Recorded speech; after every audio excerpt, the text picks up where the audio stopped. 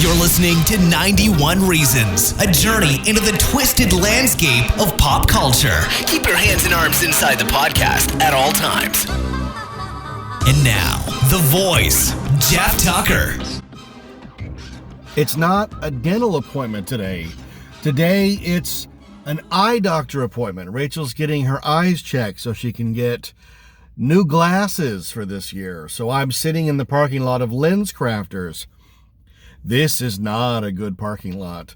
There are a lot of vagrants. There's a full encampment over next to the street. Next to the street here, there's a full encampment where people just live all day.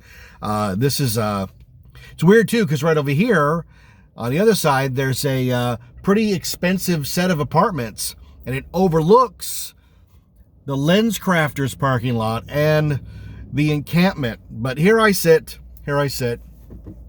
And it reminded me, Lens Crafters being here reminded me last time I was here. I brought Josie here 2 or 3 weeks ago, and it made me notice something that's happening more and more in the modern day, and that's the shady way people are trying to give you the price. Now, we have insurance through my work, so when we come here to Lens Crafters and get an eye exam, it's $10. It's a $10 eye exam, and then whatever the allotment for the frames and lenses are. When we came here last time, the woman goes to take Josie, and she's like, "Okay, we're going to take Josie in for her appointment." I said, "Oh, great." She goes, "Now it's the exam is only going to cost you $50, which includes the deep photography, which will help the doctor look at the entire eye." And I went, "Oh, okay, it's $50. Must have gone up." Okay. So I'm walking around a bit, and if you know me, you know that I'm not intimidated, by asking about the policy. My whole life has been dictated about asking about the policy because most people won't, and God bless you. Most people are intimidated. They don't want to look like a jerk. I don't have that gene. I don't care about looking like a jerk.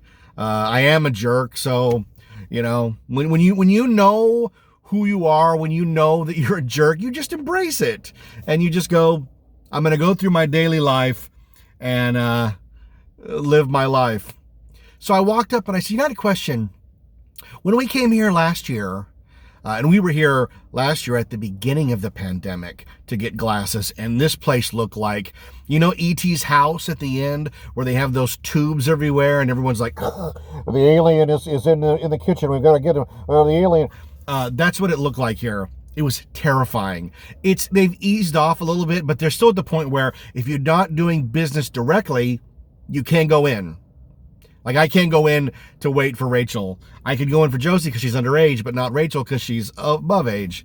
And I went up to the woman and I said, we were here last year, and it just seemed a little cheaper. Am I missing something? I play the dumb guy. You can explain it to me. And she goes, I said, "Well, what's the base price for the exam?" And she says, "Oh, it's $10. I said, "Oh, well, why is it $50? Why did you quote me $50? She says, "Oh, well, the photos are $40. I said, "But I don't need the photos, right?" "Well, no. I said, "Well, I don't want the photos then." I said, "We just want the $10 exam." And I did that because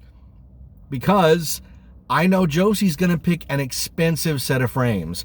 And if I can take 40 from here and put it in this column, in the frame column, that's a win for me. But the woman just looked bewildered that I was even asking the question. And I thought, well, that's shady. You should... God knows what's happening in this parking lot. You should just tell me what things cost. There should be... And certainly, at a medical facility, this is an eye doctor. It's an ophthalmologist. She should have an optometrist. She should have a code of ethics that's like, here is the pricing on what we're going to do. Because she just said 50 like that was the base price. And if I hadn't spoken up, they would have taken the photos. They would have charged me the extra. And I just felt like, you just feel a little, like you want to scratch a little bit. Like, can't you just be honest with me? I'm honest with you. I'm not going to give you counterfeit bills. I'm going to give you what I owe you. But I'm looking behind me. There's a guy just yelling in the parking lot. Never a dull moment here in Orange County. Never a dull moment in California. So it just felt shady all the way around. And I noticed that there's a trend in that. And the trend is to ask you what seems like an innocent question, but wrapped in it is some sort of surcharge. And I'm not sure why that's a thing. I'm not going to fall for it. Like, I knew through my insurance it shouldn't have been $50 for an eye exam. And the most common, like, you're not going to encounter this. This is a one thing, you know. This is how, and I get it, this is how this girl has been told to deal with the customers. You know, tell the customer that it's $50, but includes the photos. And if they ask about separating the photos, then of course do that. But that implies that the onus is on me to say, what's the price and how can you take the photos out? And I got to do this. And instead of her saying, it's $10 for the exam, and then we'd like you to add these photos for $40. But see, then I get to say no right off the bat. I don't even have to entertain the idea of taking the photos. But this one, it was like, I knew the $50 was too much. But the everyday occurrence of this, and this is everywhere I've been, because during the pandemic, we have gotten takeout food, fast food, drive-through food, more than I can count, you know, because remember at the beginning of the pandemic and through most of last year here in California, and I'm only speaking for California because California is effing crazy. But remember, going to the grocery store was this huge effing deal. You know, you have to wipe down the carts, glove up, sanitize the gloves, sanitize your face, get your face mask on, put your shield on, activate your arc reactor armor, and then go shopping. So it was we would go shopping every once in a while, but for the majority, we just like, look, it's easier just to get fast food. So I spent a lot of time in the drive-through lanes. And this is how you order the drive-through lanes. Yeah, I'll take the number 17 hamburger combo. Medium or large? And they go, medium or large? And I go, whatever the price listed is. Because the price listed is like $6.99. It just says $6.99. It doesn't tell you what size. It's somewhere in the fine print above somewhere, like the, meals in the fine print. And then all the way down here is $6.99 and the item. And they always go, okay, there's always a moment of like pause, because most people, when you give them a choice of medium or large, unless they want the giant drink and fries, they will say, oh, medium. But medium is still more than the listed price. And they figure nobody's going to know. 49 cents, 59 cents here, you're not going to notice. You're paying with a card. See, remember, I'm old, so I can remember paying for everything with cash. You had to go get cash to pay for everything. A debit card didn't show up in my life till I was 18 or 19. Up until that point, everything is cash. Here's your money, go to the movies. Here's your money to get the milk. Here's your money, here's your money, here's your money. Now it's just a card. You don't even see the money. You get paid from an account that deposits into your account, and then you use a debit card, and you very rarely see the money, so it's not tangible. So if somebody is skating around the issue of 49 cents here, 59 cents there, you don't even notice it. Well, I have severe OCD, right? And Asperger's, and I'm on the spectrum, and I notice I'm like 49 cents is for, because when you times it by 5 meals, now you're up to nearly $3 with tax. And I know I'm nitpicking, but the base thing I'm trying to say is the default is always more expensive. Medium or large implies not small. Small is what's listed. Medium or large is a surcharge. And I always am clear, like very clear, whatever the $6.99 size is. And I've had some fast food people you've heard my shows. They've accused me of ordering things wrong.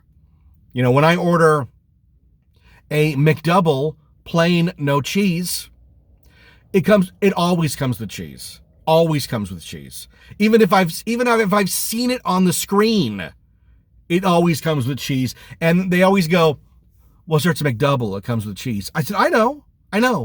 That's why I said no cheese, and why you repeated it back to me, and why it said it on the screen, and I don't know why there's cheese in it.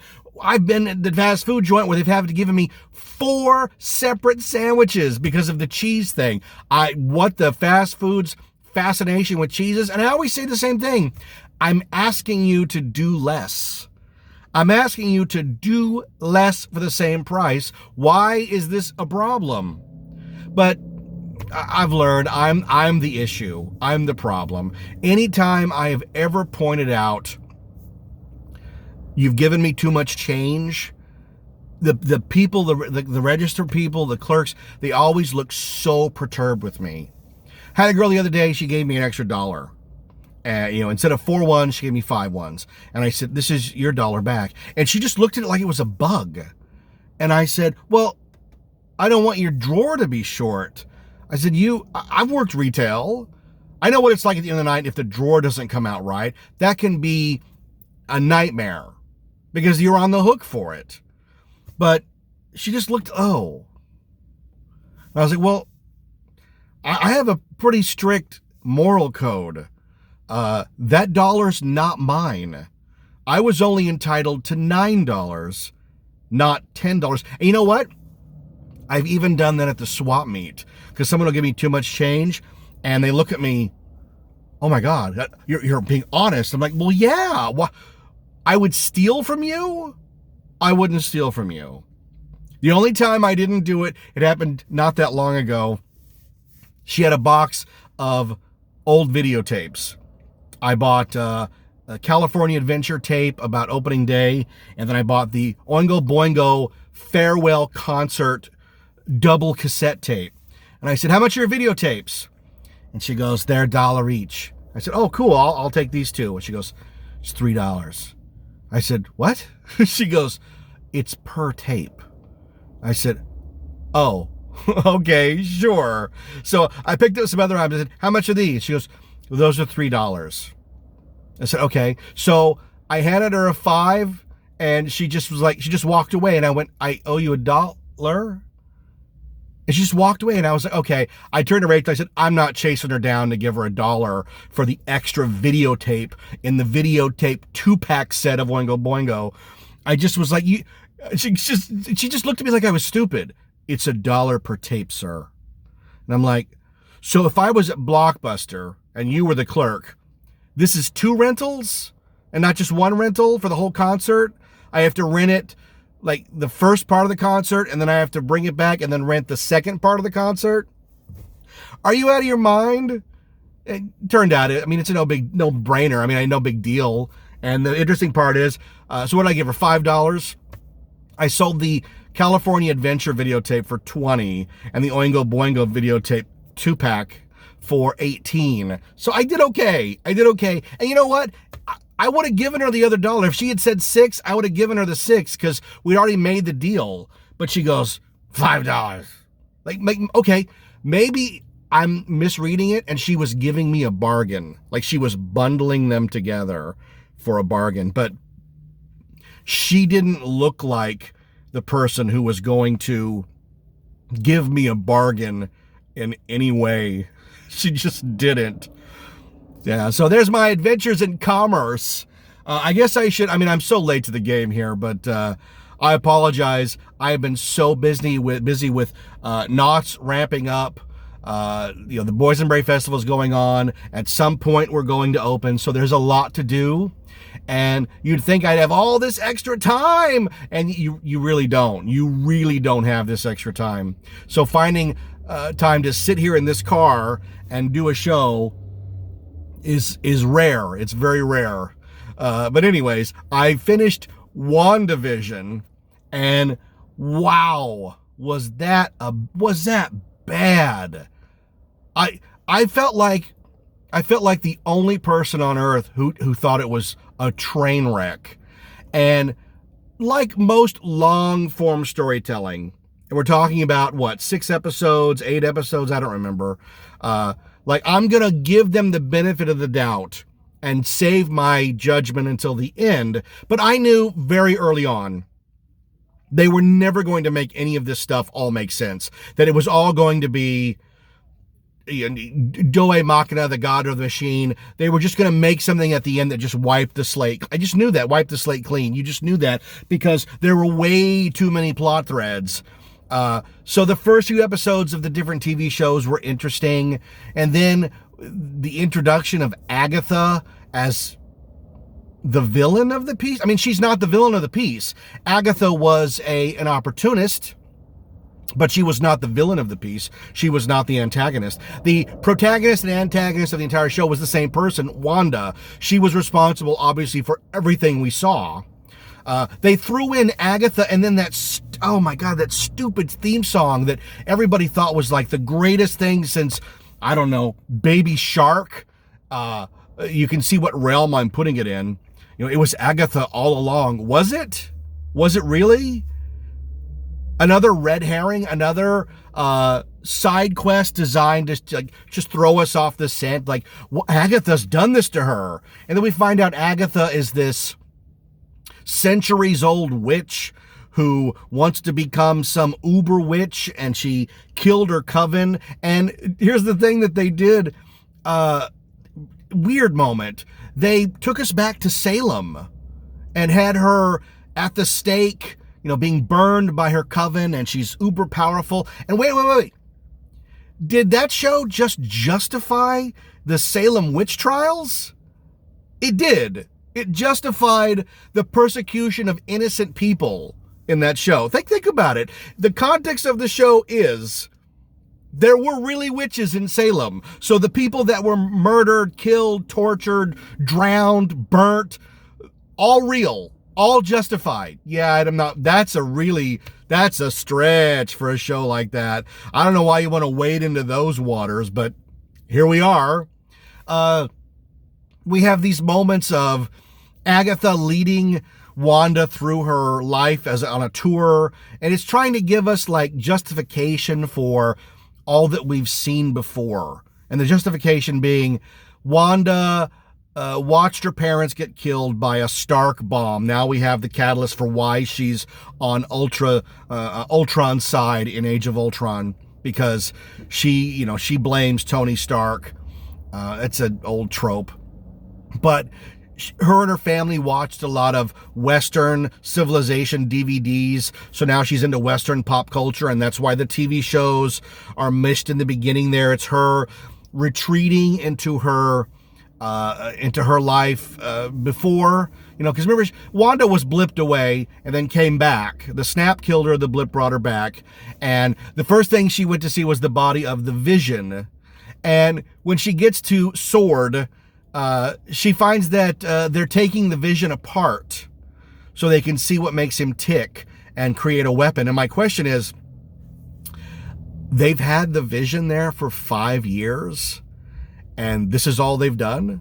5 years, and they just managed to take him apart and lay him on tables. Like, let's not forget, it's been 5 years. That's not a small amount of time, and they've done nothing with him. And then, of course, over the course of a month, they're going to turn him from a decaying robot body to a fully functional new being. The antagonist on the side is the guy who heads up Sword, and I'm not sure, maybe somebody can explain it to me, why he was arrested at the end, what exactly he was guilty of. His job is to create weapons to protect the planet. So reviving Vision is part of his job description. The whole Scooby-Doo ending of Kat Dennings going, "Have fun in jail," lost on me. Why is he being arrested? And where was she for the last entirety of the last episode? Driving all the way from the circus to town square? I don't know.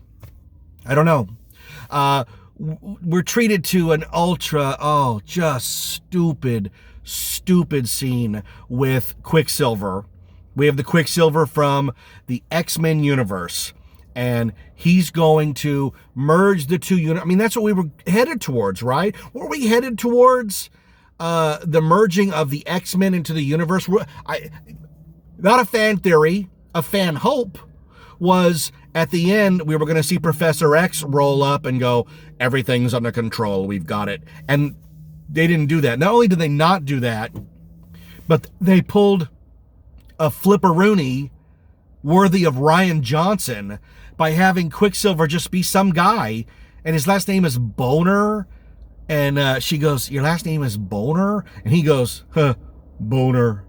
And you're like, did you bring that character in all this way? Had him run around like Quicksilver? Had him do all the things that Quicksilver does for a boner joke? Are you serious? I felt like this is a slap in the face. I've given up hours of my life to this for a boner joke. That's like the anything in Last Jedi or the your mama joke in Rise of Skywalker, where it's just like, who thought this was a good idea? How many meetings did they go through before they got to filming this sequence and then editing it in and then keeping it into the show and going, you really going with the boner joke? Or did they all just like laugh and drink and go, this is going to be great, man? They think we're putting the X-Men in the Marvel universe and instead it's a boner joke, huh? Dude, no. No. That is ridiculous. And yet, that's what they did. Not only did they do that, but this is a streaming service that the week prior to this show ending decided that they needed to put disclaimers on Dumbo, Peter Pan, and God knows how many other classic Disney shows that are problematic for children. This one, not so much, and it actually had a scene where Wanda goes out and her children are being strangled by Agatha. She's floating in the sky and she's strangling her children by the neck. The kids are in mortal danger. Now, let's forget the fact that the kids don't exist. They're not real. So I'm not sure how you explain that to the children watching the show. How you go, well, the kids aren't in any danger because they're not real kids.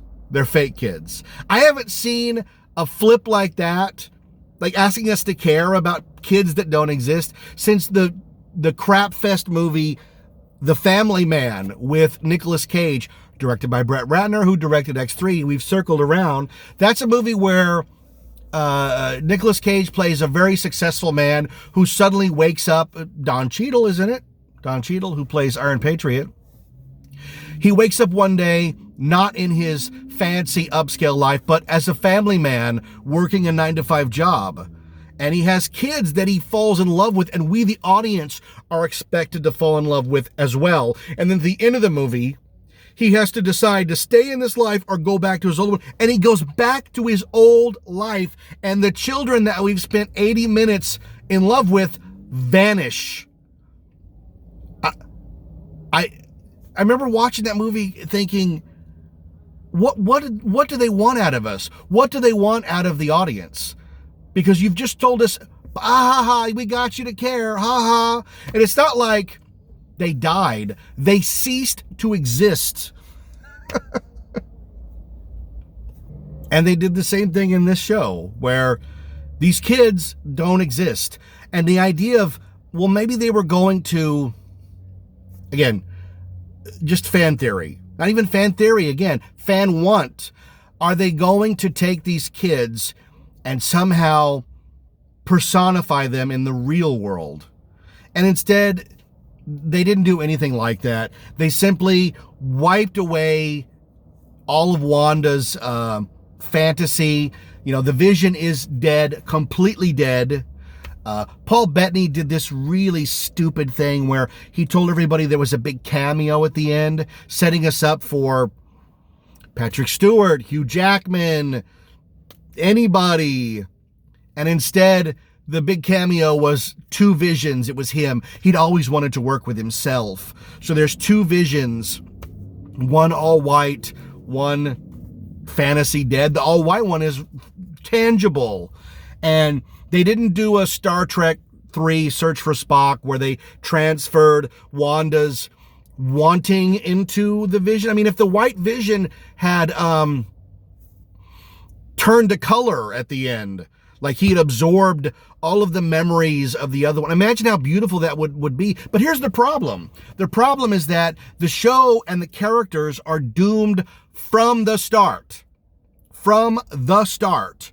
Because, surprise, Wanda's the bad guy. She's an uber villain. She's done things in this show worse than some of the other Marvel villains. She has taken an entire town of people. She has mind raped them to participate in her sick fantasy of living in the suburbs with Vision, who's dead. And there's no redemption for this character. Once she does all this, we're on the level of Westworld, where the characters, the robots in Westworld, rose up and became worse than their human counterparts, and suddenly there's no one to root for. And in this one, there's no one to root for. There's some stupid line where Rambo says, "These people will never know what you sacrificed for them." Wait a minute. What on the holy F is that woman talking about?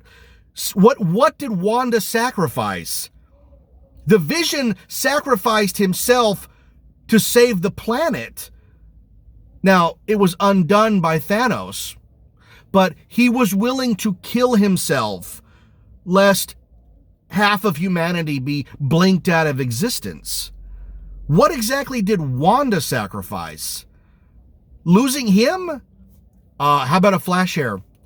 He's not a real human. He is a machine. He is a thinking machine. It's all wrapped up weird, man.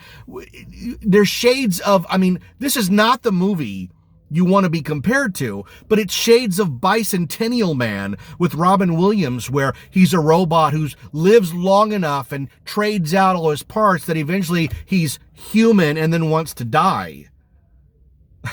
But this one, when she's walking out of the town, like she's finally released everybody, and we know this is all true. We know it's all true because at the end, the woman walks up to Wanda and says, "Can you just let my daughter go? She's been in her bedroom and she just wants to come out." And you're like, so Wanda has mind raped all these people and their children. She's a pretty hefty villain on the villain scale.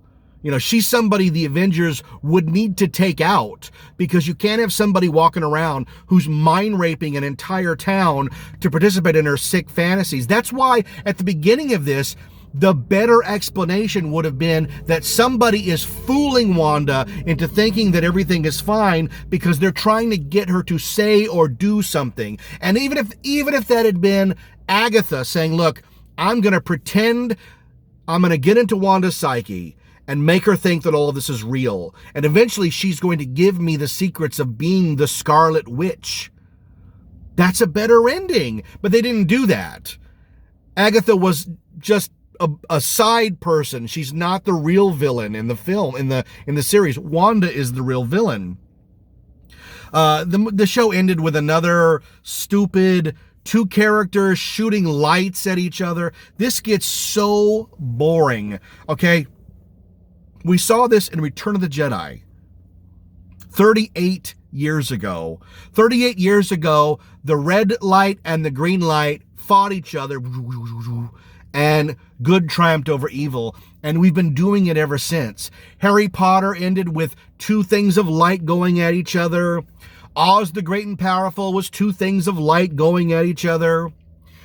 Movies are now either two things of light going at each other or a vortex in the sky that they have to close up or something. It's so pedestrian, nothing original to it, unless they were going to, at the end, show the Avengers meeting and saying, "Look, we have to take Wanda out." And then it goes, boom. Like, that would have been a big thing. But this little TV show on the streaming service, they were never going to let them play with those kinds of toys. The idea that WandaVision was an integral part of the Marvel Universe, Not buying it. Yeah, maybe Rambo had some sort of origin story, like she walked through the bubble and then she got special eyes and powers. I have no idea. It was as clear as mud. And anything they did with that character is undone by what they did with the Boner character, basically giving the audience the middle finger for caring. Why would you do that to your audience?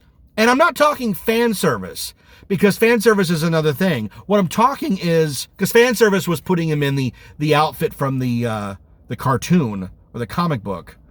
But what I'm talking about is leading you down a road where you're expecting something and then giving you something better, not something less. Why would they want to give you something less? That's what I can't figure out, is they were happy giving you less. Having Wanda end up at a cabin in the middle of nowhere, brooding, becoming, oh my God. It's like, you ever see Batman and Robin, where Alicia Silverstone decides she's Batgirl and she goes, "Suit me up, Uncle Alfred." And then suddenly she's got a rubber bat suit like that quick. They don't need that anymore. Don't even need Alfred, because when you become the Scarlet Witch, the costume just appears. Like, the power that be just goes, whoa, and you're the Scarlet Witch. Give me a break. Give me a break. I was bewildered by the finale. I was hoping for so much more, so much weight. And they did give you weight, but it was the weight of her being horrible to all these poor people. And they were desperate. Remember, there were moments where, when they would become clear thanks to Vision, they were basically crying, "Please let me go home. I don't want to do this anymore, please." And they're like, "Oh, so how's it going at the plant?" Like, that's a weird deal. And then talk about not explaining everything. Agatha's appearance was never in question until they needed it to be. You know, we thought Agatha was just her neighbor. Wouldn't the secondary character of a sitcom, because you've got the family and then the neighbor character, this would be like Skippy in Family Ties being the mastermind. Wouldn't they know it? So Wanda dreamed up this world, dreamed up a character that would be her nosy neighbor, and her nosy neighbor turns out to be somebody who's not in on it, because, correct me if I'm wrong, Agatha was never under Wanda's control. She was always a witch. She had her sanctum under her house with all her spells, where she's fully in control. We had all that. So she was never... So even when the Vision freed her, she was fooling then. How would she know that the Vision had the power to free her from the spell? Was there a scene where she sees the Vision free his coworker? I don't know. I don't remember. And I certainly ain't watching it again. But you see where characters have to behave a way because it's either they're under the spell or they're aware of the spell and know how the spell is undone, Wanda's spell. The scene where Vision is talking to Agatha and frees her and then goes back only makes sense if she's either really under the spell or has seen the Vision do that to somebody and knows to play along that she's breaking the spell and then going back under the spell. You see how easy it is to get lost because you're so busy coming up with cool things to do that eventually you have to pay it off at the end. It has to be something that makes sense at the end. And that's where a lot of this stuff, all this pop culture stuff, falls apart. It's why, again, hate to say it, it's why Back to the Future holds up so well 35 plus years later, is that everything is set up and paid off, set up and paid off. And nowadays, the setup is so great that either the payoff is weak or they don't pay off it at all. Question: why was Agatha and the neighbor guy buzzsawing the fence? Never explained. Were they trying to escape? They went through some litany of Agatha's behind it all moments, but they never, again, maybe I fell asleep, but I don't remember them ever explaining why Agatha and the neighbor were trying to break through the wall. It seemed as if they were some sort of agents in on this, and this is metaphorically trying to break the spell. Again, I have no idea why any of it was happening. It just happened. It just happened. The better version of this is The Truman Show. And it's tough to beat The Truman Show for this kind of contrived fake reality where one person is the center of the universe and everybody else is either kowtowing or reinforcing the fake reality that person is in. Does that make sense? Remember Under the Dome, we had that whole civilization trapped and they got worse and worse because there was no law in there. Truman Show is different in that Truman is presented with what he believes to be reality, and it only starts to fall apart on one certain day, and there's no reason for it. We don't need a reason for it. It's just one day the light falls, and after that there's issues. But everybody is doing their best to fool Truman into believing that it's real.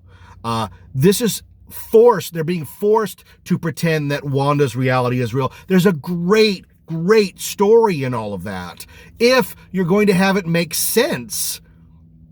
But there were just, people get caught up, especially now when CGI is so freaking cheap. They get caught up in great visuals. We're going to do a great visual. The truck's going to burst through the bubble and turn into a circus truck or a fire truck or whatever it does. The bubble's going to expand and all of these agents are going to turn into a circus. That's a great visual, but it has to make sense. It has to make sense because even Kat Dennings' character is able to roam free. I mean, I think the Vision frees her, right? And they have that stupid sequence in the street where she just can't get down the road and you're like, lady, people's lives are at stake. You would just drive around unless, I mean, the greater thing would have been have her try to drive around and she just can't. Like, remember the scene in The Matrix where Neo is running through the train station and when he runs off camera, he runs back in and he can't get out? That was maddening, and it was maddening in a great way. And I'm not saying the Matrix sequels are great, but, even a broken clock is right twice a day, and a really bad movie can have great scenes. And that's a great scene of how do we get these characters out of here? They're trapped. And instead it was just like all these things. It's like the Kat Dennings moment in the road was like the chase scene in The Rock where they're racing down and it's a plate glass window and bikers and a fruit stand and an old lady. Every cliche that you can throw at a chase is in that. But that works. The Rock works really well as great entertainment, even if it's not high grade material. It is a very greatly entertaining movie. It's one of my favorites. But the combination of the boner thing, that was just a slap in the face to any fan of the Marvel Universe. Knowing they had bought Fox, knowing they own the X-Men, setting up the merging of... You led me down this road. I didn't just come up with it on my own, guys. You led us down this road, and then you pulled the rug out with a boner joke. You ought to be ashamed of yourselves. And you knew this was going to happen. You guys knew this was going to happen, and you still did it anyways. That's the part I can't figure out. That's like killing Snoke. Like, you knew killing Snoke was going to make the third movie not have a villain. And you never explained it, and you're just doing it anyways. That's what I can't figure out. Oh, Rachel's done. Hey, guys, I gotta go. I'm Jeff Tucker, and this is 91 Reasons. Thanks for listening to 91 Reasons. Please subscribe and leave a review on iTunes. Find us on Facebook. Is anyone even still listening? Hey, welcome back to 91 Reasons. The show didn't end. I picked up Rachel from getting her glasses, and she's telling this very amazing story, and I said, well done, let's tell it once on camera so we can have it. Well, I just had a lot of fun picking out my glasses. Everybody in there likes my funky style and they my said, bright colors. What did they say? We hope we're here when you pick up your glasses? Yeah, because I said, oh my God, I have to change my hair color now to match my glasses. They're like, you would seriously do that? I'm like, yeah. So they're like, please let us be working when you come in. Both of the girls were like fighting, hoping they were going to be here. But I had more pink to go in my hair. I'm just going to add in a new color to match the glasses. So I have pink and another color now to match my glasses. Other color? What's the other color? So first of all, my eyes got worse. which explains why I can't see with these glasses. When are they going to be ready? Bad news is because I do bifocals and I'm old and they're special glass. They're a special order. So she's like, just like last year, it's 14 days for your glasses. Oh, jeez. Josie's were ready the next day. And I said, my birthday's April 18th and I really wanted my new glasses. She's like, expected due date is showing us the 16th through the 17th, maybe the 18th. I'm like, on my birthday. I said, that's okay. My hair will be done by then. So that they were so excited. That's how they knew I was going to come in with my hair done. They were actually happy because if my glasses had been done fast, I wouldn't have got my hair done yet. And they were going to make me come back to show them. So they're like, oh, we get to see your hair for sure then. Did you tell them to follow you on Instagram? Yeah. I'm like, you can go follow me. I told her, this is going to be easy. She goes, okay, start looking at glasses. Here's your tray because anything you touch, we have to disinfect and all that stuff. I said, well, I'll just make your job easy. I don't make you guys clean a million glasses. I would have been like, hold on. I want this pair. I want to look at this pair and this pair. I want bright and funky, anything not normal. Something you would probably think is ugly is what I'm gonna like. That's what I told her. So she went around with me and she's like, these? I'm like, yup. We found 5 pairs. There was 2 pink, a light pink and a bright pink. I'm not really a pastel pink girl, but I tried them just for fun. There was a bright blue with, it's actually bright blue with clear, but it looks blue and white. I kept telling her, they look like clouds. I just see Prince's outfit. That's all I see when I look at those glasses.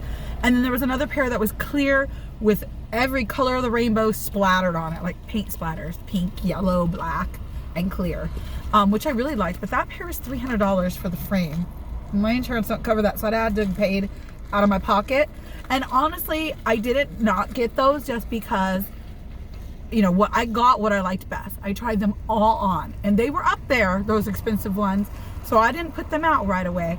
But those blue cloud ones, just the Prince ones, I kept calling, I'm all, it looks like Prince's suit.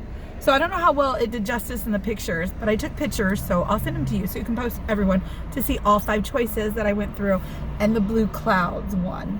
So blue will be added to my hair now somewhere. Don't know what version I'm gonna do, but blue and pink will be in with my hair. I'm so excited. I love them. I hope they come in time for my birthday. All right. Time to go. That's all. See you later. Bye.